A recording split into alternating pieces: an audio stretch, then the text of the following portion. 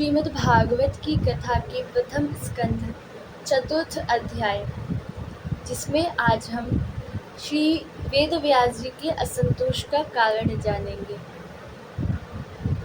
सर्वप्रथम कथा प्रारंभ होती है। शौनक आदि ऋषि सूत जी से प्रश्न करते हैं कि कस्मिन् युगे प्रवर्तेयं स्थाने वा केन हेतुनः। हे सूत जी, आप हमें यह बताइए कि ये जो श्रीमद् भागवत की कथा है, यह सर्वप्रथम किस युग में किस कारण से हुई थी। कुतः संचोदितः कृष्णः कृतवान संहितां मुनिः। ये जो परमहंसों की संहिता है, श्रीमद् भागवत की कथा, श्री कृष्ण द्वैपायन वेद व्यास जी ने किसकी प्रेरणा से इसकी रचना की, यह हमें बताइए। तब श्री सूत जी महाराज वेद व्यास जी के जन्म का वर्णन करते हैं। कहते हैं, द्वापरे समनुप्राप्ते तृतीय युग पर्यये जातः पराशराद्योगी वासव्यां कलया हरे। द्वापर युग में श्री पराशर जी के द्वारा वसु कन्या सत्यवती के गर्भ से भगवान के कला अवतार श्री कृष्ण द्वैपायन वेद व्यास जी का जन्म हुआ। श्री सूत जी महाराज जी कहते हैं, एक बार की बात है, व्यास भगवान सरस्वती नदी के किनारे बड़े असंतुष्ट भाव से बैठे हुए थे। उन्होंने आज से 5000 वर्ष बाद क्या होगा इसका दर्शन किया, कलयुग का प्रभाव कैसा होगा इसका दर्शन किया। सो वे सोचने लगे कि मैंने वेदों को 4 भागों में विभाजित किया। स्त्री, शूद्र, पतित जो लोग हैं, ये वेदों के श्रवण के अधिकारी नहीं थे। इसके उद्देश्य से, उनके कल्याण के उद्देश्य से मैंने महाभारत ग्रंथ की रचना की। किंतु इतने ग्रंथ रचना करने के बाद भी मेरा मन असंतोष है, अपूर्ण सा प्रतीत होता है। कहीं मुझसे कोई पाप तो नहीं हुआ, मुझसे कोई भूल तो नहीं हुई। इस प्रकार विचार कर रहे थे। वेद व्यास जी सोच रहे थे कि मुझे कोई संत पुरुष दिखाई देवे, सत्पुरुष दिखाई देवे तो मैं पूछूं मेरे असंतोष का कारण क्या है। क्योंकि बिनु सत्संग विवेक न हुई, राम कृपा बिनु सुलभ न सोई। श्री वेद व्यास जी तो स्वयं भगवान के अवतार थे। यहाँ मनुष्य की बात है। हमारे जीवन में विवेक की जागृति तब तक नहीं होती जब तक हम सत्संगति का आश्रय नहीं लेते, संतों का आश्रय नहीं लेते। तो श्री वेद व्यास जी इस प्रकार सोच रहे थे। तभी नारद जी का आगमन हुआ। नारद जी पधारे।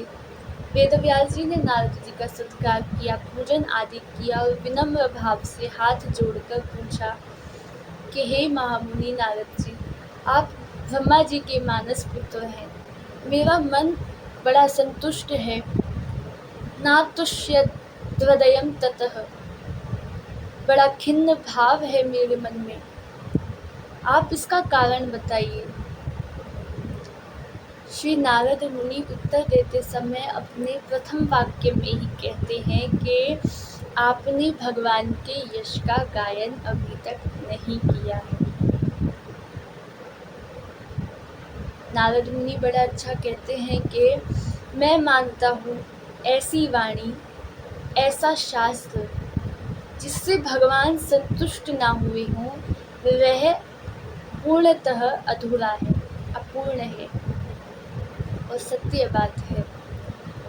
वासुदेवस्य महिमा यह अनुवर्णितः। हे वेद व्यास जी, हे महामुनि, आपने अभी तक भगवान श्री कृष्ण, आपने अभी तक भगवान वसुदेव की महिमा का वर्णन नहीं किया है। इसीलिए आपके जीवन में अपूर्णता आपको दिखाई पड़ रही है। कि अब आप भगवान श्री कृष्ण की महिमाओं का, गुणों का गान कीजिए, उनकी लीलाओं का कीर्तन कीजिए। सभी साधनों का फल है भगवान के प्रति प्रेम। और यही वाक्य श्री सूत जी महाराज ने कथा में प्रथम स्कंद के प्रथम अध्याय में कहा है कि नोत्पादयेद्यदि रतिम श्रम एव हि केवलम। यदि मनुष्य धर्म आदि सभी अनुष्ठानों को कर ले और उनको करने के पश्चात भी मनुष्य के हृदय में भगवान के प्रति प्रेम ना हो, प्रीति ना हो, तो समझो वो सारे कर्म, वो सारे अनुष्ठान केवल श्रम ही श्रम है, अर्थात वो सभी केवल हाथ पैरों की मेहनत है, अन्यथा प्राप्ति के नाम पर जीरो। ये हमारा स्वभाव है। श्री सूत जी महाराज ने कहा है। श्री वेद व्यास जी भगवान की कला अवतार है। उनके हृदय में असंतोष का भाव आना ये केवल लीला है।